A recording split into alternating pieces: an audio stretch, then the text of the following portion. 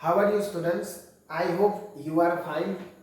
फिर से Modi classes bye मैं आशीष मोदी आपका स्वागत करता हूँ। ठीक है, प्रीवियस लेक्चर में हमने इंजीनियरिंग के बारे में, स्टैंडर्ड 10 के बारे में, ठीक है, सीखा था। अब हम आज basic mechanical of the engineering सभी ब्रांच के लिए जो सेमेस्टर 1 या सेमेस्टर 2 में सब्जेक्ट आता है, इसी के रिगार्डिंग आगे चैप्टर में डिस्कस करेंगे। मैंने बीएमए में स्टार्ट किया था, इंट्रोडक्शन स्टार्ट किया था थर्मोडायनेमिक सिस्टम वाला। ठीक है, अब उसी में थोड़ा आगे चलते कि what is the next pattern मैंने चलाया था। Enthalpy, entropy, open system, close system, isolated system, ये सब मैंने क्या किया था, चलाया था। ठीक है, उसके लिए डिस्कस किया था। अब आगे का टॉपिक कि बेसिक मैकेनिकल इंजीनियरिंग हो या थर्मोडायनेमिक हो, जिसमें इंट्रोडक्शन आपका सेम होगा। ठीक है, अब आगे का टॉपिक आपके थोड़ी बेसिक टर्मिनोलॉजी बाकी थी, तो आज हम वो खत्म कर देंगे। ठीक है, एक है आपका homogeneous mixer. Homogeneous mixer, homogeneous mixer किसे कहा जाता है? मैं एक एग्जांपल सीधा दे दूं तो आप सीधा समझ जाओगे कि हाँ sir, this is the homogeneous. जैसे water plus milk, water plus milk एक ऐसा हुआ बच्चों होमोजीनियस मिक्सर। क्यों होमोजीनियस मिक्सर? क्योंकि आप क्या वाटर और मिल्क को मिक्स करने के बाद सेपरेट कर सकते हो? नहीं कर सकते ना, तो इसी को बोलते हैं होमोजीनियस मिक्सर। यानी कॉन्सेप्ट क्या है कि मिक्स करने के बाद हम सेपरेट कर ना सके, वो दोनों एक दूसरे में मिल जाए।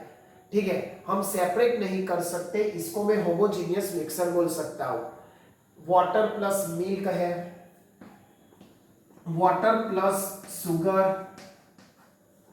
वाटर प्लस शुगर भी आप बोल सकते हो, this is the homogeneous mixer. ठीक है, वाटर प्लस सॉल्ट भी बोल सकते हो, this is the homogeneous mixer. ये तो एग्जांपल हुए, बट आपको डेफिनेशन बनानी हो तो आप कैसे बनाओगे? डेफिनेशन बनानी हो तो आप कैसे बनाओगे? तो डेफिनेशन बनाने के लिए आप ऐसा लिख सकते हो कि अ mixer which have a mixer which have same chemical structure and physical structure। क्या होना चाहिए बच्चों? Same chemical mixer, chemical structure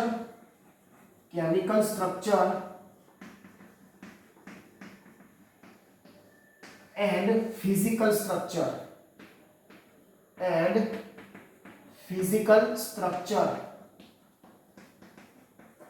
कैसा होना चाहिए? सेम होना चाहिए। Which have chemical structure and physical structure are same, इसको मैं क्या बोलूंगा? Homogeneous mixer. और एग्जांपल पूछे तो मैंने अभी बताया था, वाटर प्लस मिल्क को आप क्या करो, मिक्सअप करो, तो आपको क्या मिल जाएगा? होमोजीनियस मिक्सर आपको मिल जाएगा। ठीक है, दूसरा अपोजिट भी होगा कि जिसको आप आसानी से अलग कर सकते हो।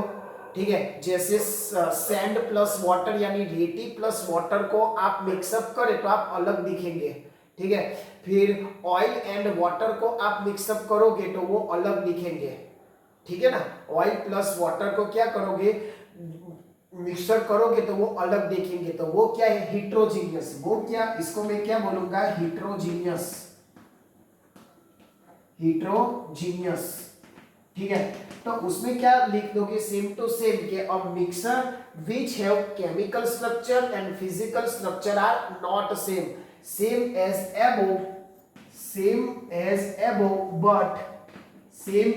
एबो, बट लास्ट लाइन में क्या चाहिए? बट स्ट्रक्चर कैसा चाहिए आपको? Are not same. ठीक है स्टूडेंट्स, आपको क्या लिखना होगा? पूरा लिखना होगा कि दोनों का chemical structure and physical structure same नहीं होगा। और मैंने एग्जांपल में बोला water plus oil, water sand plus water, आप ऐसा भी लिख सकते हो अपने आप से। आपके किचन में भी कई सारे ऐसे लिक्विड है, यानी खुद से भी बना सकते हो कौन होमोजीनियस है और कौन हिट्रोजीनियस है। तो ये मिक्सर के टाइप हुए कि होमोजीनियस क्या है, हिट्रोजीनियस क्या है। ओके क्लियर, इसमें किसी भी प्रकार का बहुत इजी है, डाउट तो होना ही नहीं चाहिए। ठीक है, चलो नेक्स्ट टॉपिक पे जाते हैं हम, एनर्जी। अब हमारे मैकेनिकल इंजीनियरिंग में, किसी भी इंजीनियरिंग में जाओ, बहुत सारे टाइप्स की क्या होती है, ब्रांच होती है। जैसे केमिकल, इलेक्ट्रिकल, मैकेनिकल, किसी भी ब्रांच में जाओ, एनर्जी के कई सारे टाइप्स होते हैं। बट एनर्जी क्या है, मैंने आगे बताया था व्हाट इज एनर्जी। तो ability to do work, ability to do work, ability to do work, यानी आपका मशीन या आप खुद भी कितना काम कर सकते हो, this is the ability to do work. ठीक है, वो क्या हुआ, एबिलिटी हुई आपकी। अब अलग अलग मैटर में अलग अलग होती है। जैसे आप इंजन बोलो, मशीन बोलो, तो उसकी एफिशिएंसी आती है। ह्यूमन आए, मतलब स्टूडेंट्स आए, तो हम पूछते हैं ना कितने परसेंटेज आए, तो it is the one type of ability to do work. यानी आप जिस एरिया की बात कर रहे हो उसी एरिया में वो वर्ड्स काम लगेगा। जैसे एबिलिटी टू डू वर्क, यानी आपका मशीन कितना प्रोडक्शन कर सकता है, तो वो उसकी एफिशिएंसी हुई। आपका इंजन, मतलब आपकी गाड़ी कितनी एवरेज देती है, it is the one type of the efficiency. आप कितने परसेंटेज लाते हो, वो भी one type of the efficiency ही है। ठीक है, अब एनर्जी के कई सारे टाइप्स होते हैं। Kinetic energy, kinetic energy, but main important types है kinetic energy and potential energy. क्या है students, kinetic energy and potential energy, it is the basic two types of the energy.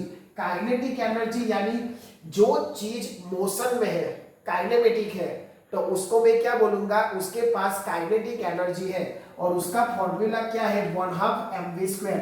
उसको इंडिकेट किया जाता है k से। पोटेंशियल एनर्जी, उसका formula है U = mgh। ठीक है, अब देखो उसके फॉर्मूला में ही क्या आता है, m यानी मास, यानी किलोग्राम, और ये क्या है, वेलोसिटी, मीटर पर सेकंड, ऐसा भी बोल सकते हो। अब mv² है, यानी स्क्वायर स्क्वायर मुझे लगाना होगा। तो ये हुआ काइनेटिक एनर्जी का इक्वेशन, और फॉर्मूला भी हो गया और यूनिट के साथ हो गया। ठीक है, मीटर स्क्वायर सेकंड स्क्वायर। और हाँ, ऐसा भी बोल सकते हो कि सारी एनर्जी का अदर यूनिट क्या है, जूल। जूल में भी आता है, कोई दिक्कत नहीं है, और फ्रॉम दी फॉर्मूला ये भी सही है। अब पोटेंशियल एनर्जी, ठीक है, पोटेंशियल एनर्जी तो वो भी one type of the energy, चाहे वो मैकेनिकल एनर्जी हो चाहे वो इलेक्ट्रिकल एनर्जी हो, वो जूल में आप ले सकते हो। बट फॉर्मूला से डिराइव करने बोले तो ऐसा कर देना, m यानी मास, किलोग्राम, g यानी एक्सेलरेशन, और एक्सेलरेशन का यूनिट क्या है, मीटर पर सेकंड स्क्वायर, ने हाइट यानी मीटर। तो वही हुआ, देखो यहां भी किलोग्राम मीटर स्क्वायर अपर सेकंड स्क्वायर, ये भी हुआ केजी मीटर, मीटर इंडियन, यानी सेम यूनिट हुआ केजी मीटर स्क्वायर यानी सेकंड स्क्वायर।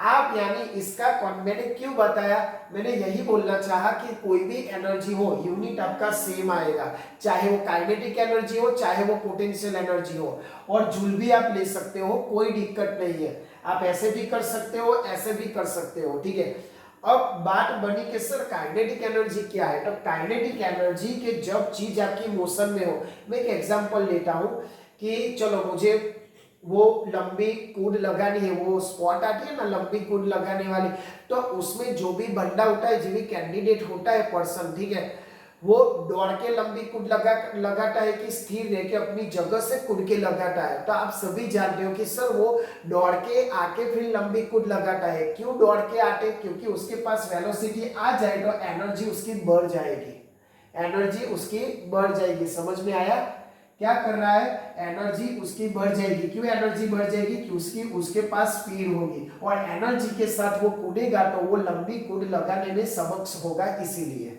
समझ में आ गया एनर्जी। और अभी सिलेबस की अभी तो बहुत सारे एनर्जी है, बट यहाँ आपको kinetic energy and potential energy आपके लिए क्या है, इंपॉर्टेंट है, इसीलिए मैंने ये समझा दिया।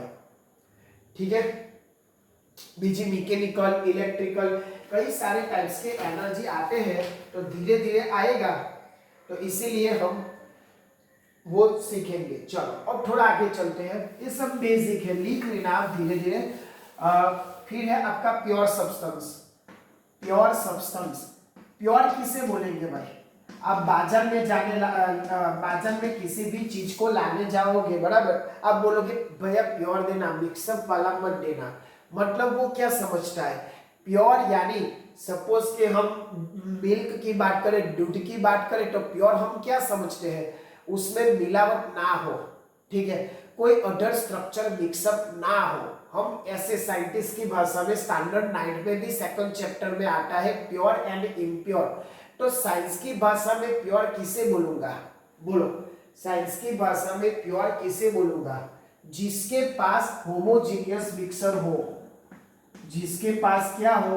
होमोजीनियस मिक्सर हो, होमोजीनियस मिक्सर हो,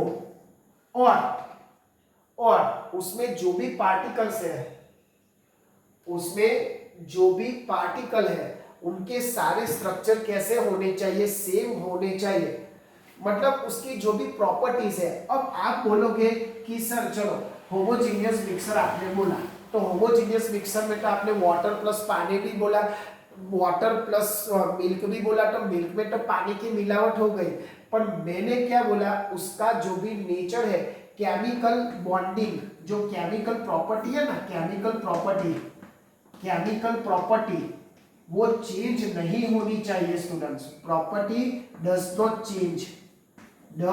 नॉट चेंज। आपको पता होगा कि दूध में कितना पानी है वो जानने के लिए एक हाइड्रोमीटर आता है। हाइड्रोमीटर से आप पता कर सकते हो कि आपके दूध में कितना पानी का मिलावट है। ऐसे भी आप प्योरिटी चेक कर सकते हो, ठीक है। बट क्या होना चाहिए उसके डेफिनेशन में? एक तो होमोजीनियस भी लिख सकते हो और chemical properties does not change. जैसे प्योर मिल्क है और पानी मिलावट के बाद उसका जो भी प्रॉपर्टी है, उसमें जो भी मतलब विटामिन प्रोटीन है वो कम हो जाएंगे, ठीक है, तो वो नहीं होना चाहिए, तो वो प्योर बोलेगा। समझ में आ गया? प्योर किसे बोलूंगा? कि जिसकी केमिकल प्रॉपर्टी चेंज नहीं होनी चाहिए, ठीक है स्टूडेंट्स। अब है आपका थोड़ा एसआई यूनिट के बारे में टॉपिक है, एसआई यूनिट एंड डायमेंशन। अब यूनिट क्या है? Unit and dimension. अब आपके सिलेबस चाहे वो थर्मोडायनेमिक हो चाहे वो बीएमई हो, तो यूनिट यानी दो टाइप्स के यूनिट आते हैं। फंडामेंटल यूनिट्स, जेने गुजराती में मूलभूत कहेवाय, फंडामेंटल यूनिट्स, फंडामेंटल, एंड दूसरे होते हैं